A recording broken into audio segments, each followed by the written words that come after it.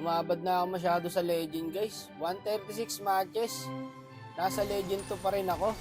Dapat pag ganyan matches mo, nasa Mythic ka na eh. Nakakaingit yung no? Yung one day Mythic. Isang buwan nata ako bago mag-Mythic eh. Munton kasi mga joker yung pinapakampi eh. Laging hirap manalo, putek. Ang lalakas ng kalaban. Tapos ipapakampi niya. Parang palaging mga puyat tsaka gutom. Tamo, ang gagaling ng kalabang guys oh. Yung jungle ng kalabang, killing spree na, 3 minutes pa lang. Jungle namin guys, PNJ. Pol-poling kupal. Tamo, mega kill na. Kaya wala, 4 na naman. Kawawa sa'yo. 4 talaga, tignan mo patay ulit. Ang lala daw ng core, sabi ng Layla. Pero parehas na sila ng standing. Wala kami pinanalong kaso guys ah. Lahat ng clash, talo. Tapos yung kalaban, ang bibilis. Tignan mo, makakanti lang ng konti yung marksman nila. May dalawa ng papalo up eh. Takting yan. Hindi ko ma-imagine guys ah. 136 matches po. Nasa Legend 2 ka pa rin. Guys, simula nag-end season, hindi po ako nakipag-duo, nakipag-trio, o kaya 5-man. Lahat ng laro ko guys, nag-adjust ako. Saksi kayo dyan pre. Araw-araw ako nagko-content. Sa 136 matches na yun, never ako nang-answer. May tanso ako, pero syempre, mas lamang yung matinong laro. Otek, may player ba na hindi natatanso? Kahit pro player natatanso guys. Sabi, ayusin na daw po yung matchmaking, no? Saka napanood ka rin kay Boss Fuego. Tapos may ilang mga content creator na nagsasabi na hindi daw sa matchmaking. Nasa player daw. Kung nasa player, bakit aayusin yung matchmaking? So, ibig sabihin, may problema. Mindset ba? Kung walang problema, di walang aayusin. Kung ayaw nyo maniwala, panoorin nyo yung content ko araw-araw. Malalaman nyo na matchmaking talaga ang problema guys.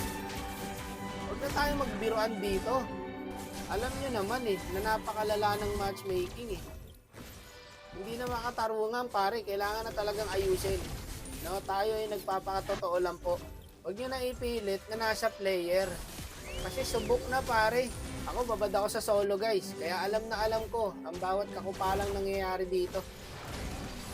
Nasa matchmaking po talaga mga boss. Ito guys, quick example na to. Ang gagaling ng kalaban, no? Lalo na yung Joyfrey, yung jungle ng kalaban. Tapos yung jungle nyo, mukhang first time na nakapag-jungle. Walang alam sa mundo.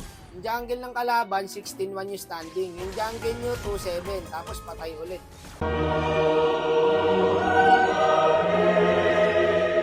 Tapos sasabihin nyo, hindi matchmaking ang problema. Tatawa ka na lang eh. Wala kang magagawa eh. Kahit hindi makati yung ulo mo, kakamutin mo eh. Pag mga ganito nangyayari guys, lalo pag low streak ka, kahit walang kasalanan yung cellphone mo, mumurahin mo eh. Basta ganito yung kakampi. May nababasa nga ako sa comment guys. Lagi daw siya nalulose streak. Tapos sasabi niya, kahit hindi na daw baguhin yung matchmaking, basta sa susunod na update, pwede na daw tumagos yung kamao sa cellphone. Ganun na po ang mga player ngayon. Ganun nakagigil. Dahil dito sa solo RG na to. Ang hirap ipanalo ng gantong labang guys. Sobrang palo masyado ng kalaban pre. Comfort hero ko kasi yung Sele guys. Kaya tuwing magsisele ako, matik, lamang panalo. Pero ito, ang hirap na to yung panalo guys. Kahit ano nang gawin ko dito. Napid yung core, napid yung marksman. Sino magbubuhat dito? Yung Beleric. Tignan mo yun Joy guys. Patay na sana dito yung Joy eh. Umuwi yun Joy, laki pa ng buhay. Balik-balik pa sa base, puno na yung buhay. Wala nang maipupuno yung boss. Hindi, sa totoo lang guys, ngayong season, napakahirap po mag-solo. Hindi tulad ng mga dati. Dati okay pa yung solo RG, ngayon guys, sobrang hirap po. Kaya kung gusto mo magparang up, wag po muna kayo magso-solo. Talo na naman.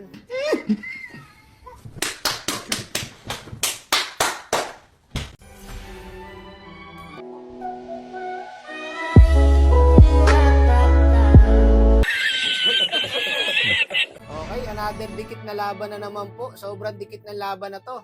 Yung jungle ng kalaban, 21. Yung jungle nyo, 3-9. Ang ina.